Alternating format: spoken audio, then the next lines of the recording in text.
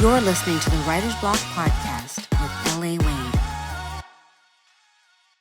Can you share a pivotal moment in your life that made you pursue a career of being an artist and a healer? Listen, there's nothing typical about me. I'm an Aquarius. Weird, weird. Beautiful, weird beauty. So I'm an alien. I came, probably am, but that's not what led me into this path. I had a really tumultuous childhood filled with abuse, neglect, abandonment, and right. Wow. And I did not have I spent many years in my teens trying to figure out why I don't understand. And over the years, I got disconnected from the church because I was heavily in the church, and I was like, I left kind of feeling like, you made this happen to me. Why didn't you protect me? And then I completely abandoned. And then I think I was 18 years old, I got Iala Van Zant's book in the meantime. And that book was my catalyst that broke down the layers and got me to see this creation that we are living within and the experiences that we take on as a part of who we are and what we're supposed to go through. And it's not a bad thing. It's just learning how to heal through it to become our best selves. So that really started me down my healing journey. And I was like, okay, all right, I got this. This feels like hell, but let's do this. So yeah, I resonate with that a lot. I feel like I'm looking into a mirror of myself, just much younger, and I did the same thing. That same very book is what kind of introduced me to things. I did not grow up in the church, so I didn't have the opportunity to leave the church. Yeah, I was introduced to church through a roommate that I had. That went to this church called Revival Time, and I did the whole altar call thing, and really, I did the altar call thing and got saved. But it wasn't, and that was back in the 90s. But it wasn't until 2007 when I got baptized, and that was a journey of not really going to churches, but more so what was happening in the online environment in terms of church seeming like a self-help space, right? And I was able to develop this idea that I think you talk about, which is sacred communication. So I wanted to understand the role of sacred communication that it plays in your creative and healing practices, and how did you discover its importance? Mm-hmm.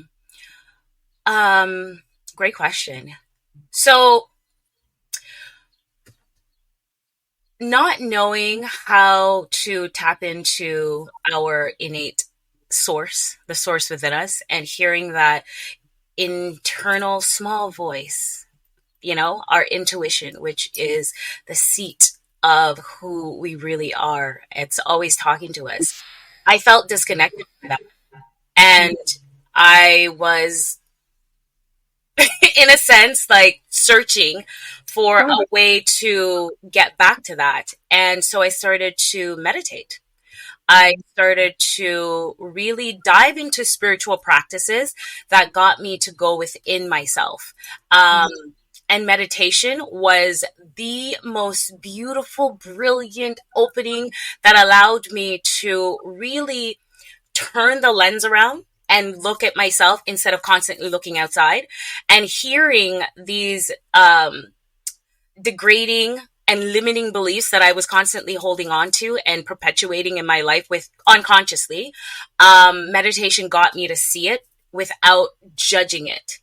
And so I could then let it go and realize that those thoughts and the behaviors that I was perpetuating helped me to become, to get through certain stages and certain difficult stages in my life. And, that awareness allowed me to become more creative, because I started my healing jewelry business from having to go through a really tumultuous soul wrenching experience where I was like, I need to create something to adorn on my body to heal my nervous system. And crystals was always my go to. So I created it, and then it turned into something that I could deliver to the collective at large that found such great value in it. Mm-hmm. Yeah, so listening to self, going internally really gives us the tool and gave me the tool at the time, build a foundation for me to always go back to. Hence why I'm going away on my silent meditation, because Yeah. it's a foundation that I built from just listening and knowing that I always have to go back into communion with source. Yeah. Yeah. Having met you, everything that you're saying is so distinct and aligned, and it feels like this is who you've always been. And Yeah. you mentioned abuse before, but there's actually no remnant of that when you interact with you. And I'm just wondering, was there a struggle phase before? Girl! No, because it's like, Oh, struggle phase. I tried to take myself out. I tried to unalive myself several times because it was that painful. Okay, because it's amazing then what you're saying in terms of what you have been able to do to transform that kind of energy into something that is more life-giving and more life-sustaining and more life-expanding. And it seems as though you've created an art to healing as much as you've created the jewelers. And I have to talk about the jewelry because I'm just letting my boyfriend know that I really want that $146 one. And yes, I could buy it for myself, but I have a birthday coming up, and there's no reason why I couldn't ask for the universe to provide him with the resources. Right? So he will definitely get that for you. And I'm also going to gift you something personally created and crafted for you. Yeah. Oh, I love. You see, this is the art of healing. You say it out into the universe, and it will come delivers. Yes. Abraham Hicks knows what she's talking about. Yes. Well, first of all, what was that moment for you where it started to really change the friction that was happening in learning how to absorb the meditation, absorb the teachings? And then do crystals, I'm doing this as almost like a devil's advocate thing, where do crystals really work? What is this power in these crystals? Absolutely. Okay, so I'll address your first question. Repeat it again for me. Oh, you trying to talk to the girl with the learning disability with memory problems. Okay, let me see if I can get this for you. Listen, they diagnosed me with dyslexia, and I rebuked that. I struggled in school from like 0 to when I got to Canada, because I think the dyslexia or the mind disconnect came from the abuse that I was receiving at home. But when I decided to say, heck no, I don't prescribe to that, it literally went away. I started to look at it as I learned special. I'm not like everybody else. I don't learn like everyone else. I don't see the world like everyone else. So therefore, I'm going to embrace my unique way of really seeing the world. Look how you have embodied the world. Look at the great, amazing things that you are able to create. That's because of the way your mind is. That's because of the way you see the world, And I'm grateful. Right. The struggle, you're so much younger than me, and you were able to get Stop it. I'm not so much younger than you. Well, you're younger than me, and you were able, and you probably lived longer in this place of peace than I have. And so this is relatively new for me. So the question was, because you're right, I rebuked that I have memory problems. The question was, I love it. What was that aha moment for you in that meditation, in those teaching journeys that allowed you to get to where you are now and sustain it over a certain amount of years? I realized that I was the only one that was responsible for my joy, for my peace, for my healing, for my everything. Me. Happen? Did something happen that made that become that awareness? It was a gradual working at this for years. I've been consciously working at healing myself since I was 18 years old. For me, I got exhausted, right? I was just exhausted of just not getting the results in life that I thought I was working towards mindfully and always going after things. And because I had successes throughout my life, I always thought that as a result of getting those successes, I had conquered whatever it was. But then, of course, the universe would provide a new opportunity to say, here's a test for you. And oftentimes I would fail them. And now it's a little bit different. I've slowed my pace. So the meditation piece or the awareness piece has slowed me down. I'm just wondering, was something like that similar for you, where you just, the trials and errors and then the successes, how did that push you toward who you are now? For me, it was not all the exterior things I always knew was not going to get me anything. It wasn't going to help me heal. Climbing up a proverbial ladder to get any sort of external, material success wasn't going to help me heal. And I knew I came here to heal myself and to embody that for others to break through their pain prison that is holding them hostage to this planet. So for me, my Achilles heel, or like my prison, was not understanding how consciously, intellectually talking to you, I could understand how a mother could abandon her child, lie, abuse, and do all these things to a child. Like, I got it. Oh, her pain, her child. But on the subconscious, the spiritual level, I was like, no, but you were chosen for this role. How could you shuck the responsibility so tremendously? Yeah. How did you, how? I don't understand how a mother who had me in her belly for 9 months could do this to me. There was a disconnect with my rational brain and, my other. Yes, but clearly a disconnect within her also. Right. But for me, that was what was holding me from healing. I couldn't understand. I didn't have an understanding, understanding, no standing on why this woman did this. And I was talking to a friend who was a little harsh in dealing with me, giving me that soul lesson that I needed. She was right in all of how. But she was like, ugh, just get over it already. And I was like, get over it already? That's over it. What? You're so insensitive. In her saying that and me pulling back, I literally, LA felt it was like something turned. Yeah. And then that thing I was holding on to, it's like water, and it was gone. Gone. Wow. And that it doesn't come back. And it doesn't come back. No. Or if it does, you know what to do to. It does not come back. It has not, and it will not come back. I can hang out with my mom, laugh with my mom, hug my mom, be around my mom. She's annoying. She's a mother. The responsibility of what that did to you is maybe that helps. Pardon? A lot of the mothers are not owning it, right? And so they continue to make their child or the life wrong for why they acted the way that they did. Yeah. And I get it, but if I continue to try to heal and forgive in that relationship, but I'm constantly met with that resistance, I don't think I would be able to still interact because I'm in a better place, but I don't think I could provide that much energy towards that because it would bring me back to places I didn't want to be. Would that be the same for you? If that was no, absolutely not.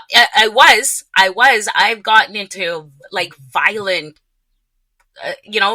interactions with my mother in the past where I'm like, fuck you, I've never talked to you again. You're a horrible human being. I shouldn't be the one working so hard for this. Bye. And then I don't talk to her for years. But where I got to was this acceptance. There, that click was the acceptance that it's okay that this interaction happened. It is not my fault, nor is it hers. She did her role excellent. Because I am the human being that I am because of I went through all of that. I would not be able to stand so firmly and have a deep understanding of what people like us go through in these interactions. So I can, empathetically relate to people on a soul level. And also having accept it. I don't forgive. I don't do forgiveness. Even though I wrote a book about forgiveness, I don't. You wrote a book about forgiveness and you don't forgive? I don't forgive those who don't, um, who are not remorseful. Well, So if they're not sorry, there's no need for me to forgive, because that's something they believed in. Their actions is something they believed in, and they hold that. So for me, I accept that that's the way they are, and the acceptance is freedom. I could let it go. Like I could literally let it go and love them and accept that they are living out their path here on this planet that has nothing to do with me. yeah, You that know, part. if Yeah. you ran over my foot with your bicycle by accident, you're like, oh my God, I'm sorry, I didn't see you there. That I'm like, I forgive you. That is a forgiveness because you're remorseful and you're like, oh my gosh, it was an accident. I didn't mean to do it. That I could, that makes more Mhm. sense in my brain. Yes, yes, yes. This may not work for, many people, but for me, that helps me to heal. Like literally my acceptance around the situation helped me to be in this beautiful place where I see my mother as a beautiful spiritual being trying to figure out this existence that we call life. I Hmm. don't expect her to be anything else than who she is at all. Right. Okay. I like that. You've given me some insight around, we always feel like we need to forgive, and we can thank religion for that. Yeah, Also is what helps, I think I'm not going to, start a war, but colonization might help us feel more like assimilating when we don't know how to forgive that part. our, if we start to try to forgive Right. our colonizers. But okay, so the second part of that question was about crystal. First of Yeah. all, look at me pulling out what I thought I said twice in one little section here with my memory problems. Right. That part. Yeah. But the crystals, Yes. um, what is the essence of these crystals, and what are your two most powerful crystals, and why? Okay, so crystals are the earth element. They make up the earth. So rocks are crystals. Like that's what they are. I love rocks. They're just different forms and different sedimentation, like the process, the how they are. But how did you just become a geologist? How do you just know what these rocks represent and what they should do? I've been studying them like Okay. spiritually to understand how they work with the body. Um, so we also have crystals in our body, right? We have in our pineal gland, it is a crystal. Like it's a crystal Really? that, yes, it's a teensy little crystal, and it can be calcified over, like like how copper, in a sense, gets that sedimentation on it. So if we don't input good things within our body, within our minds, within our, like in our mouths, in our eyes, in our ears, the environmental stuff as well can help to do that, to crystallize it over. So we have to constantly clean, and meditation, good herbs, to cleanse it out is really important. But yeah, like our bones are a form of crystals, our blood, there's. Okay. So when you see these external crystals, how do they match with what's happening internally for us? So understanding the energetic system within our body, in the Vedic, they call it chakra system, Hmm. and in Western, meridians. So that is the energetic system that helps our body to stay in alignment, energetic alignment. When these energy centers, you've heard of the root, the solar, the sacral chakra, the solar plex, the Yeah. heart, the Hmm. throat, the third eye, the crown. When these are out of alignment and they kind of spin like this is how energy moves Okay. in a toroidal field, right? And then energy comes in and it goes out of like this Love it. toroidal, right? So when these centers, these cogs are clogged, our energy is stuck. It's not moving. So these crystals help to. Wait, wait, wait. Well, how does that look? Like fatigue? Yes. Okay. Mind fog? Mind fog, exactly. Organ failure, dis-ease, and Mm. you can remove the hyphen between the dis and the ease and that other one. Mm. Like so much of the things that we struggle with health wise is because we're out of balance. People don't go in nature. They're stuck inside behind computers, behind in front of TVs.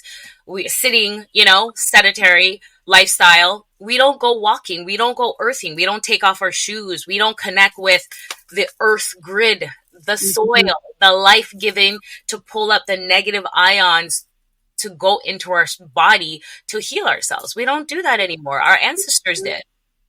This is probably why we love to go to the Caribbean, where we feel like we can connect with the earth, connect with the water, that salt water that feels so pleasing. There's crystals in there, I'm sure of it. Yes, absolutely. There's crystals Okay, so what are your two most powerful crystals that you would want to utilize in your life? The crystals that I absolutely love and walk around with every week, all the time. I've made permanent earrings to stay in my ears. This is shungite. And shungite protects against the EMF, ELF, the electromagnetic pulsation and radiation that we get from our cell phones, all the smart devices we have, all the towers, the cell towers, light towers and all of that is constantly pumping negative ions. So that affects our cells in a negative way. And many people nowadays you'll see walking around with AirPods. They're one of the most dangerous items that we could use. It's close to our brain. Look how close that is to our brain. And that pulsation is constantly going into our brain. So what do you call it? What did you call it? The name of the crystal? What was the name of the crystal? Shungite. Shungite. Okay, so shungite, and then what's your other must-have? My other must-have, I have so many. I know. You only could have two. So, shungite is a must. And then clear quartz. Clear quartz? Clear quartz. So, this is my clear quartz bangle, but I usually... Do I have one more? Sorry, you guys. You're so funny. Huh? You're so funny. Okay. That's clear quartz. Yeah. So it's in different forms. Oh, cute. Raw. Okay, so what does it do? So this is a great. Where do you get them from? There's crystal shops. There's crystal shops in Toronto. We're in Toronto. That I trust because not all of them are giving you the right things. We can go foraging for them. They're from the earth, and they're freely available. We just have to do the work, the digging. Yeah. I love that you've turned your artistic being into the healing, and you've amalgamated them into this jewelry line. Yeah. And you definitely magnify the art of healing in that sense. I love that. Thank you. Okay, so we're going to play a little game called Would You Rather? Okay. And because and I'll forget how to say the words just now, so I'm just going to say the very first Would You Rather is, would you rather shungite? Shungite. We don't want shungite. We want... I love it. Shungite. Yes. Would you rather shungite or clear quartz? Shungite. Ooh, that wasn't even a hesitation. Okay. Would you rather be isolated in a silent retreat, not being able to go outside, or being completely silent but with lots of busyness around you? Like in a city? However it comes up for you. This is hard because I need to go outside. Game. But I could be silent, so I'll choose the isolation and silence. You might die. Don't you need don't you need some kind of connection to forever though? Like, is the question that is this forever? Ever. Oh, then no, outside. For 30 days. For 30 days? Yeah. Oh, then silent. 30 days. So you'd rather be locked up in a room with no other people for 30 days than to go out and be silent, but with lots of busyness around you. Mm-hmm. Interesting. Do you think that you would gain a lot of creativity from that? I've done 30 days I don't know what disconnected that from, is. like it's not a, that's nothing. That's, oh my God, that's exciting because you get to just commune with spirit. Do you know how much downloads you get? The insight. You literally, Uh-oh. I just blocked out for a minute, but Yeah. you Okay. literally get, you come and you glow. Mm. I literally glow when I come back. After 30 days, people have told me I'm glowing. I have this halo that they could see. They're not spiritual, but they could see it. That's what sitting in just satnam, meditation, union, with God, yoga, um, Yeah. it does. It's amazing. Interesting. Okay. Would you rather have unlimited creative ideas but no time to execute them, or plenty of time but struggle with inspiration? So the first one is currently me. So I think the second one. The second one. So you would rather have lots of time but struggle with inspiration. Mm-hmm. Hmm. I don't know. I don't think I Figure, really want that one for with that myself. one, I feel I could figure it out. Like it's struggling isn't a bad thing. No? Struggling for me, it's an invitation to allow spirit to work through me. So yeah. Okay. Would you rather explore new creative mediums or perfect what the one you are comfortable with? I already know the answer to that one. Explore.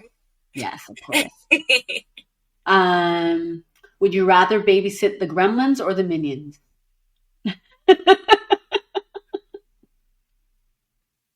Who are the minions? What? You don't know who the minions are? Those little yellow guys that are always causing trouble in the I don't have kids. little mini? You don't need to have kids to know the minions. Okay, let me give you another one. What's your age group again? 80, Okay, would 80. you rather babysit Bebe's kids or the gremlins? Baby's kids. Baby's kids. Ah. It was too funny. The gremlins Okay, are cute, but well, yeah, only one was cute. they scare the hell out of me. I mean, Right? like that came out of me. What in the? And when you do have kids one day, you might say the same thing. That came out of me. Ah, Oh my goodness. Okay, funny. we're going to transition into this topic of finding the balance between happiness and the responsibility in a world that promotes scarcity, right? So, how do you define happiness in your personal and professional life? And how do you maintain it amidst pressures of responsibility? Okay. Great question. I don't attach myself to happiness. Happiness is temporary. Mm, I focus on joy. Joy is everlasting. And you could be going through the most desolate, experience physically, emotionally. But if you have joy, that's like a solid foundation for you to get through the ickiness. mm, yeah, Joy is internal, so I rely on that. I like that. Yeah. I like that. What strategies do you use to balance the pursuit of your creative passions with the practical responsibilities of life? Drugs? No, I'm kidding. I do not do drugs at all. I don't. At one point, I used to smoke Smoke weed? cigarettes. Cigarettes. I Okay. smoked cigarettes, and then when I got my first level of Reiki training in 2012 December, You it couldn't left me. It anymore. could not stay in my body. My body needed to be a clean vessel. So I'm grateful for that. I've been smoke free since. Um, but I, I, I flow, if that makes sense. I accept the challenges. I don't shy away from them. I allow spirit to lead me, and I commune with spirit constantly. I'm in daily, hourly dialogue with source, you Prayer know? without ceasing. Hmm? Prayer without ceasing. Literally, in its full manifestation of it. Yeah. Right? But, Not and it's like, praying, for me, I it's a don't mean praying in the conversation. sense of praying. I just mean like communication for me is prayer. Yeah. So yeah, I would say that. Yeah. Okay. 100% then. Yes, absolutely. Okay. In a world that often promotes scarcity and competition, how Mm. do you cultivate a mindset of abundance and fulfillment? Again, going back, you see that breath? Going back to Of course, source. to tell me what to say here. Yeah. It's just, it's really having a solid foundation and knowing your why of why we're here. Like scarcity, there's no scarcity. We live in an abundant world. When we experience scarcity is because we have that mindset of scarcity. So the universe gives us what we ask for in belief and in our actual words. And it is true to that.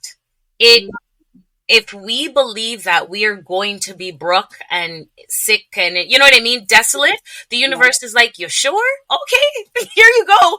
And if we believe that we're going to be healthy, abundant, and life is just going to flow and things are going to come and opportunities are going to come, they come. Yeah, And but I'm come on, human.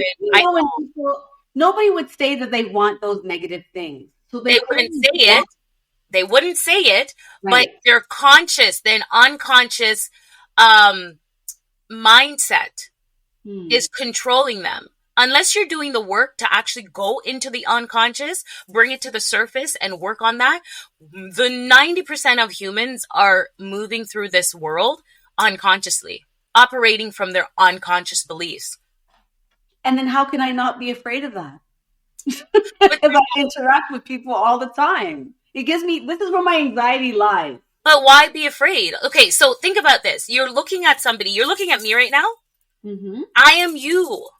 I'm in a different. I see me in you. There's I'm not a a lot of different. people that I looked at and I see myself in. Right. And that's the scary part. But okay, so even though I'm going to use a Jeffrey Dahmer because that's the Okay. extreme, right? Am I supposed to see myself in him? Yes, Lot of mercy. we are all from the same source. Right. We're here on this planet in different meat suits, having different experiences, Yes. but we come from the same source. We are literally an expression. Like it's my best explanation for this or description is a tangerine, right? When a tangerine is whole, it's whole. It's in its casing. But when you unravel it and you pluck its different parts, Yeah. you give a peg away, right? And that peg's over there, you give that to that person. So we spread out the pegs.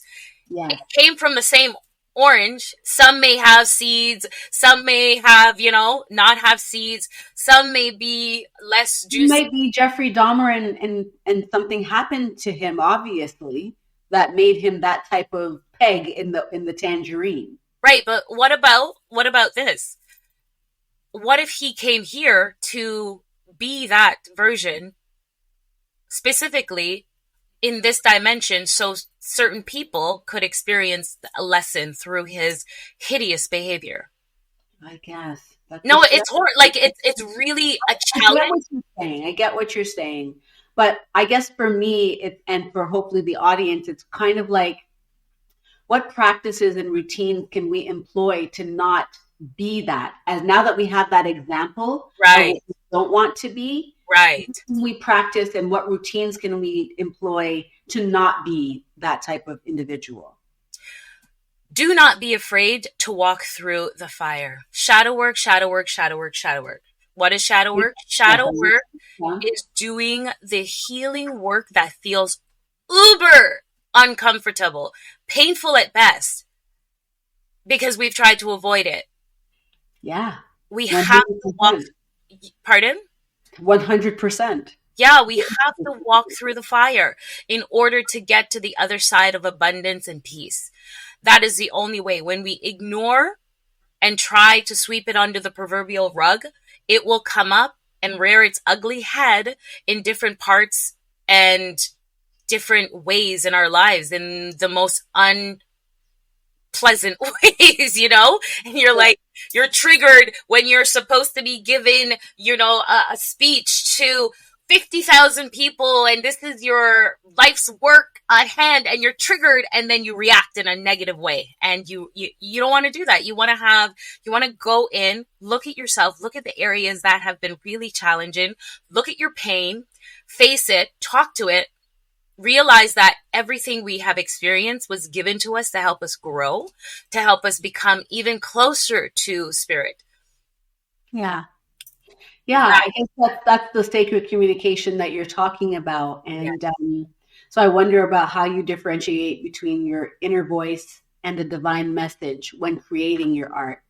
What advice can you give to people to tap into, understand what's being asked of them, or how to listen is really what I'm asking. How do you listen to source? And I know you'll say meditation. No. I will say meditation, you are going to say that. Meditation is a piece. Absolutely. You're definitely right. But when we get sacred messages and sacred downloads from source, we're in a situation and our intuition, which is source, or source communication, because in our womb area is our portal. This is where we women, we bring life into this planet. And, we hold that space to connect with the non-physical. And for men, you are tethered to this section too. You pulled in the mitochondria DNA from your mother and you are holding it in your womb space. So that ether energy is also held in your womb space. That is where communication is heard, felt, tremendously. It's in that section. So when we feel something in our gut, that gut feeling, listen to it. That is spirit speaking to you. When you feel a feeling up here, this is stress and anxiety. I'm familiar. That's the difference. That's how you know that this is me being afraid to do whatever, or this situation that I'm in is threatening. I need to mind my six. And if you feel it in your gut, that's spirit talking to you. So stop, breathe, center yourself, and listen. Okay, I like that. Which is a great transition into the importance of emotional armor and walking through unpleasant feelings, because you just finished saying sitting in unpleasant feelings is important. So can you describe what emotional armor means to you and why it's important for artists and healers? Ooh, very great question. So we tend to not work on ourselves or release the stuff. We healers, artists, we make art and we do our work to help others generally. Sorry about that. For others, forgetting about ourselves until we're burnt out and we're like, I can't even move my toe. Right. I can't move. I can move my toe anyway. My pinky toe can't move. No? No, I don't know how to move it. It's just by itself. Anyway, that's another topic. So, coming back into self and really honoring where you are, honoring the work that you're doing in the world, and really giving yourself time and space to be with your feelings, to be with your emotions, and doing the art or doing the healing work that you do for others, for self, to help you.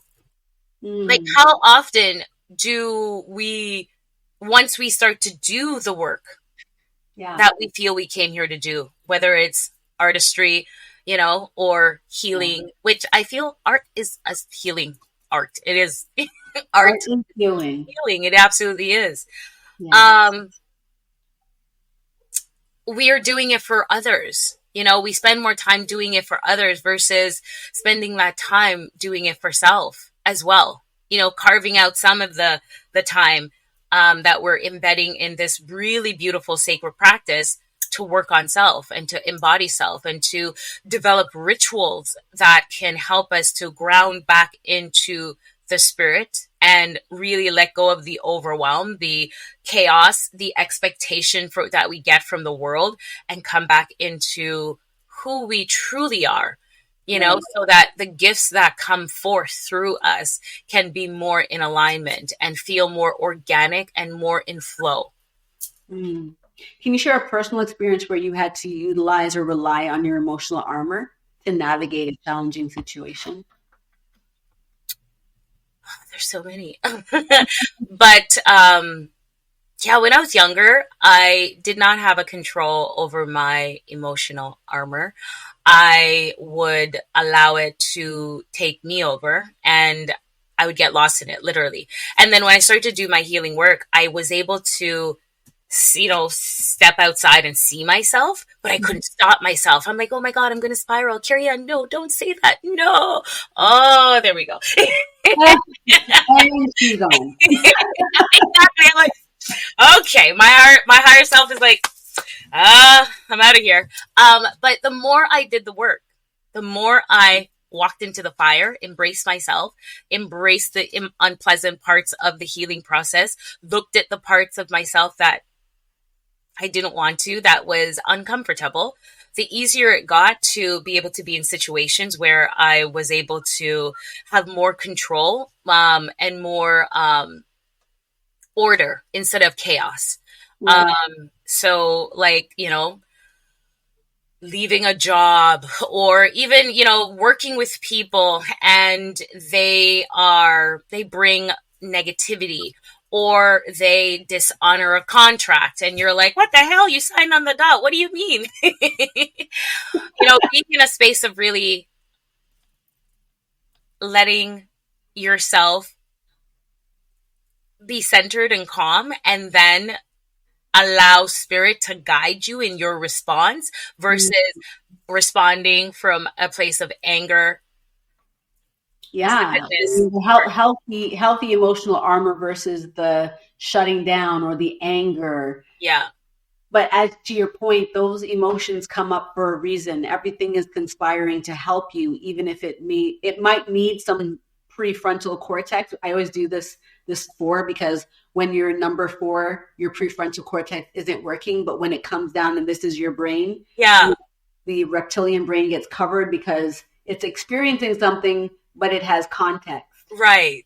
So when you're not able to differentiate between that emotional armor that you're trying to utilize, because this is in play, the reptilian brain, you're just trying to guide this down so that you can have something to guide you and ground you. And I guess meditation is a way to navigate towards that space. 100%. Yeah, that stillness, because it's been a game changer for real. And even the fast that you have me doing, I don't have energy for anything else except staying still. So I'll tell you, there's people in my life that are real happy that I'm doing this fast. We give for some reason now from that place of stillness in a way that I never thought I had energy for. Wow. So yeah, I'll make this nice meal for others, and I can't enjoy it at the moment, but then I'm looking forward to when this is come to a completion. This could be something that I would maybe want to even give to myself. I've never given to myself in that way. Right. The stillness is real. I could talk to you forever. I know, right? I could talk to you forever. You're such a dope ass chick. Oh, thank you. Who are you? Thank you. But I'm going to end with you have the one. I love your website. I was telling Mello, our producer, that your website is just so well done. You can plug it right now if you want. It should come up like KerryAnn. Is it KerryAnnIngram.com? That is correct. So well put together. I don't know who developed that thing. It's just so good. You did that shit by yourself? Girl, I didn't want to, but when you're forced. You rebuked everything to make that happen. Girl. you only knew. Oh my God, I can't even. I don't know. I'd have to be able to like not speak for 30 days to make something like that happen probably, but and that's just not going to happen. So anyway, you have a blog on there that is really great. And I found this thing about the insecurities of artists. And I thought, oh, this is really great in alignment with the ethos of this podcast. Right. So let me turn some of it on to you. We'll do some workshop prompts for self-reflection and healing. Yes. In order to overcome insecurities and fear of judgment, which most artists have. Mm-hmm. So prompt 1 says, reflect on a recent project or piece of work that you hesitated to share. What specific insecurities, fears of judgment were holding you back? This is a good one. Because work. Listen, I was talking, so shared mentor, Dr. Vibe, about my podcast. I wrote out the treatment. I created the structure and everything in 2016. I also had a challenge to go with this that would launch, I'd have this and I'd have a challenge to bring people in. 2016. I haven't done it. It's there. Like what? You don't understand. Like I've written it. I've created it's on my website. It's coming soon. So what is it? What is the block? What is the writer's block here for you? The writer's block here for me is, that I discovered, as I was going through this, is that when I was younger, I was told that I would not amount to anything. So that was sitting at my subconscious, and I kept like sabotaging myself because I needed to make that a self-fulfilling prophecy based on what I was told. I needed to bring that forward. And when I realized, I was like, oh my gosh. Right? That is crazy. So we're trying to work through that and get it out because it's time. It's been time. But also having support around that is really important. Huge. I've done my website. Like I've done everything by myself and I don't want to do it anymore. I'm not supposed to do it like that. I don't want you to do it by yourself. You can come join me here at the Writer's Block. We'll have a segment for Kerry-Ann Ingram to bring people to their sacred communication so that they know how to move forward from the blocks. I think it just got downloaded. Let me. Yeah, that's what it says. I love that. Yeah, I do. And I'm glad that, just like how you said, I wouldn't go as far as the Jeffrey Dahmer situation, but there's that negative sabotaging aspect of us that exists in all of us. But the most important thing is that you're recognizing it and you're asking Source to give you what you need because you still think it's important work. And now the universe has collaborated to bring us back into each other's lives because, funny enough, you mentioned Dr. Vibe. I always wanted to do podcasting. And when I decided to do this older podcast called Cocktails in LA, he is the one that set up an environment for me to try an episode. He made me come in. He had some guests, like talk to people and I did my first podcast. And then he'd have this other show where I met wonderful people like Kinte Ferguson, big up to you in LA. You meet people all over the world. Yeah. Harrison in New York. All over through these streaming platforms. You even connected with somebody else in the US. And it just kind of opens up and expands your world because that's what you're asking the universe for. Right. So I'm so glad that you sabotage yourself for some purpose other than here for us to have the same mentor with the same problem, with the same kind of background. I think you really are my sister. I do too. Like, It's so interesting how the universe will put the people and I've been telling people this, especially over the last couple years, we're finding our soul tribe easier. Yeah, absolutely. Like the people who we came here with, they're spread out and some came before, some came after a couple years before, but we all were in agreement. And when you meet, it's like, I know you. It's this like crazy. So weird. And so we had Dr. Vi, but we also had Professor James Small bring Oh, us together. yes. On So, my podcast that I co-host with King Simon. Yeah. yeah. Yeah. So that's on Wednesdays, is it? Yeah, tonight. So it's not a podcast, I'm sorry, show. That we have a live show, and Professor James Smalls was on earlier this year, and he's like, I'm gonna come to Toronto, I have an event. I'm like, Toronto? You're I gonna didn't be here? even know you then. Did not know you, never heard of LA. And I was like, I want to come to this event and support Professor. Then I went and looked up and saw that it was being hosted by a melanated, gorgeous female woman. And I'm like, I'm there. I'm supporting, coming, I'm there. And when we met, I was like, oh my God, I love her. She's Yeah, amazing. we're very narcissistic in this way, but I'm here for it. Okay, don't try to get away from some of these prompts. So I want you to think about a time when you received criticism that deeply affected you. How did you process and recover from that experience? So one of which we just spoke about, you'll never amount to anything. Mm. Another one that like I didn't understand why I had this fight, this just this struggle and not wanting to be here, but knowing I'm supposed to be here. That's why I tried to unalive myself several times, because I'm like, I don't want to be here. This is painful. Like, what the hell? No. Right. But then, Spirit's like, you're not done. You're not going anywhere. And that came from a memory of my mother telling me, I wish the umbilical cord had wrapped around your neck and killed you. Okay. So I held that. Of course, how could you not hold it for a time? Jeez. Yeah. So little things like that, little things like an experience like that, words like that really sat and really helped to craft me and how I showed up. But as I started my healing, like it took years to get to the point of realizing that I'm not that. It's how a person felt in a moment of whatever they were going through. And people say mean things all the time. It has nothing to do with me. Like it's not about me.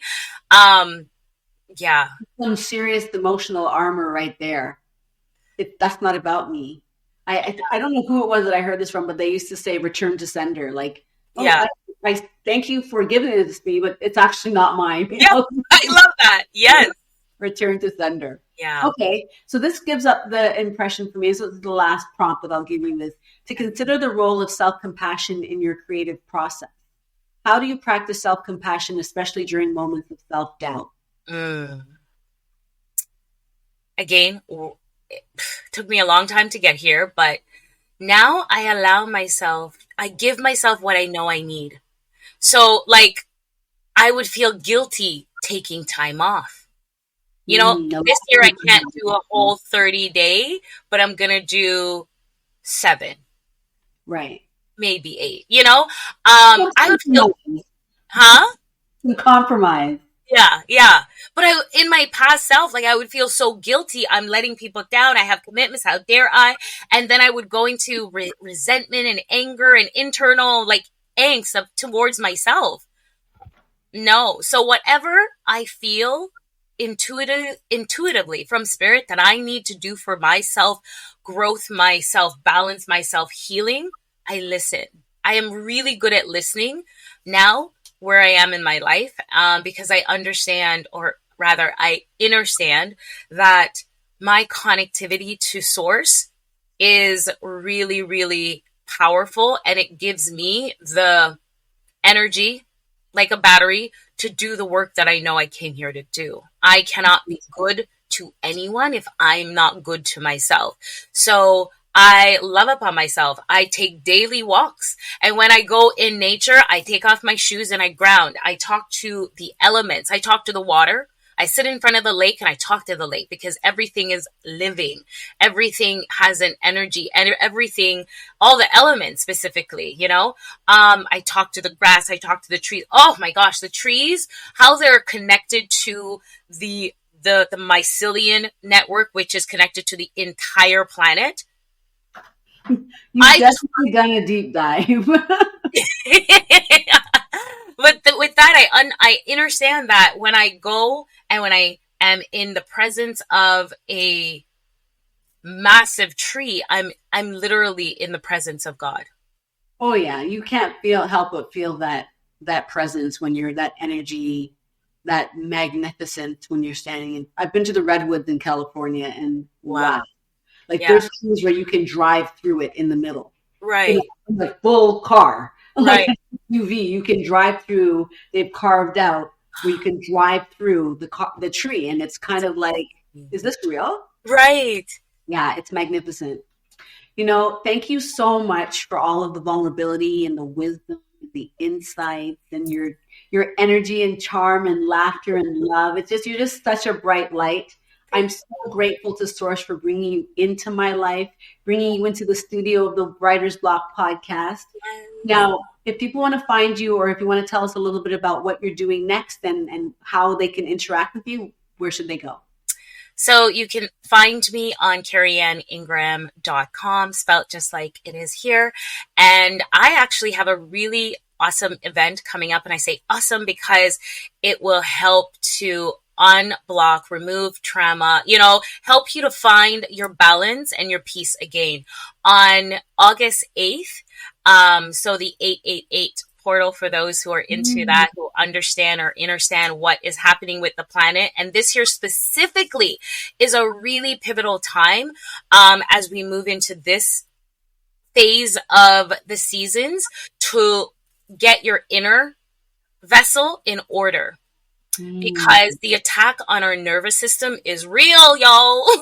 It is real, but you're the only one responsible for getting that back in balance or keeping it in order. So I'm doing that in the park with my sound bowls, gonna have a full outlay of them and different instruments by the water, sunny day. And you just have to come with your yoga mat, your blanket, if it's probably going to be really hot, but some people like to cover your eye mask, and you just allow the sounds to wash you. And yeah, this will be a beautiful experience. It's a free offering, and I'll share more in the coming days. But yeah, and we'll put it into the show notes when the people get because I think it will come out. This episode might get released a week before that event. So it's perfect timing, actually. Awesome. So yeah, thank you everyone for listening to the Writer's Block podcast. And thank you to my sponsors, TRF Media, big up yourself, Mello, and his producer extraordinaire. Awesome. And of course, my own wine brand, Thirsty AF, courtesy of CH Hot and Wine. I'm so grateful to have these people in my life. And if you want to learn more about myself, you can go to This Is LA Wade Inc. on Instagram, or at the writersblock.podcast on Instagram. But most importantly, for any of the show notes and all of the things happening with LA and the things that she gets into, because she's a creative that stays ready, you can go to thisislawade.com. So thank you so much, everyone. Happy writing, happy creating. Namaste. Namaste. Much love. Thank you. Bye. You're listening to the Writer's Block podcast with LA Wade. Hi, everyone. This is Kerry-Ann Ingram, certified Reiki master, spiritual guide. I just got unblocked on the Writer's Block podcast.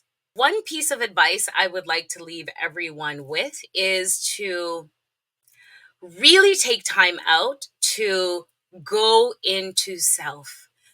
Take some quiet time, even if it's just an hour a day. Spend that time really just being still and going into yourself to recommune with Source so that you can hear what you need to be your best and most whole self again.